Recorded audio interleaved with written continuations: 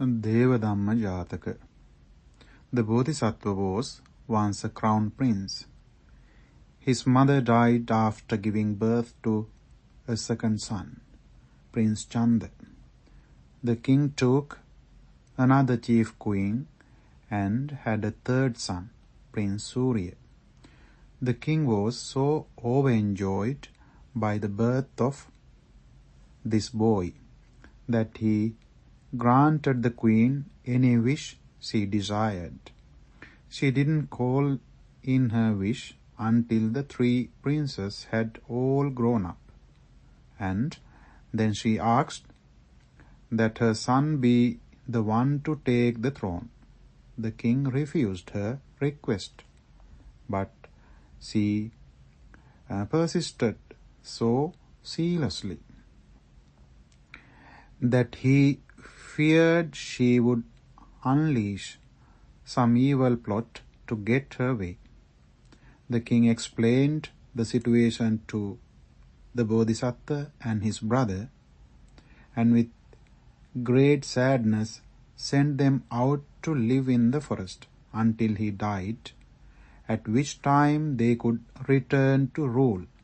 When Prince Surya, who was thoroughly honorable, heard why his half-brothers were departing, he joined them. One day, as they travelled, Prince Surya went down to a pond to bathe and drink. In it lived a demon who devoured everyone entering the water if they could not answer the question, what is truly Devadhamma, godlike?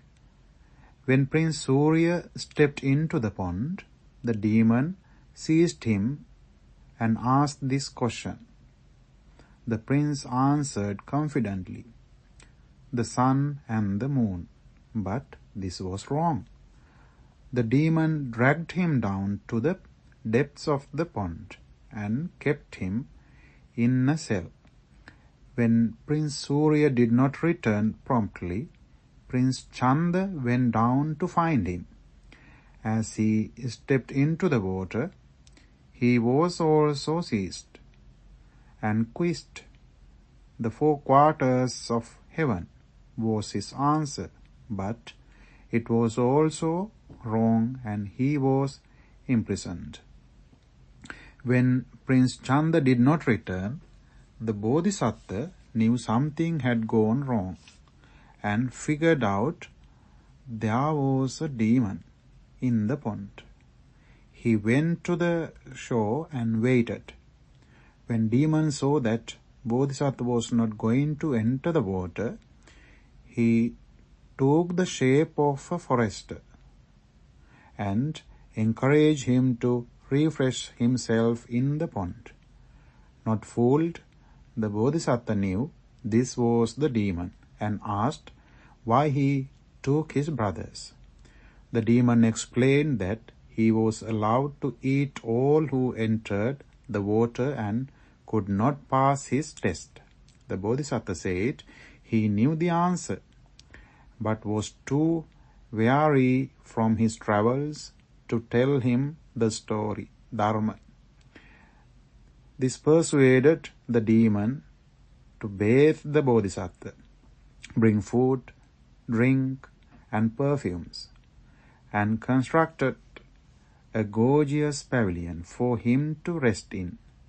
Refreshed, he had the demon sit at his feet and told him that Devadhamma is avoiding sin.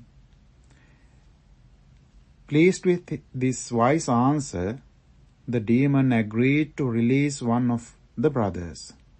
The Bodhisattva asked for his half-brother, Surya. The demon criticized this choice, accusing the Bodhisattva of understanding Devadhamma but not practicing it, because Chanda, being older, should be granted the esteem that comes with seniority. The Bodhisattva countered that his choice really was the most godlike. Nobody would believe him if he explained. If he returned to the kingdom claiming a demon devoured Surya, he would be presumed a murderer in pursuit of the throne and would be reviled. Impressed by this wisdom, the demon set both brothers free. The Bodhisattva explained karma to demon, telling him that he was born into this odious life because of the evil deeds he had done in the past.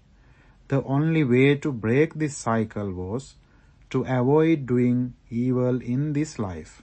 The demon accepted this truth and stopped eating people. The three brothers chose to live at the pond with the demon until one day the Bodhisattva read in the stars that his father had died. He returned to the kingdom and took the throne, with Prince Chanda serving as viceroy and Prince Surya as commander-in-chief. The demon also went there and lived a comfortable life with a home, food, and flowers provided by the king.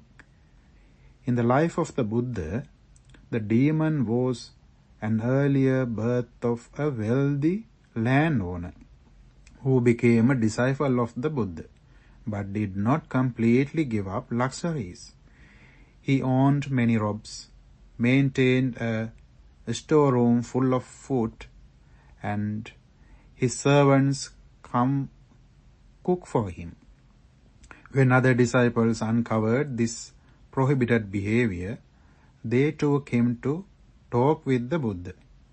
The wealthy disciple got angry and threw off his robes, standing amidst them wearing only his loincloth. But after some reassuming words from the Buddha, he put his clothes back on and listened to the Buddha tell this story. So he knew that he had overcome bad behavior in the past by following the Buddha's advice. And thus the Buddha convinced him to change his ways. Prince Chanda and Prince Surya were earlier births of Sariputta and Ananda, two of the Buddha's top disciples.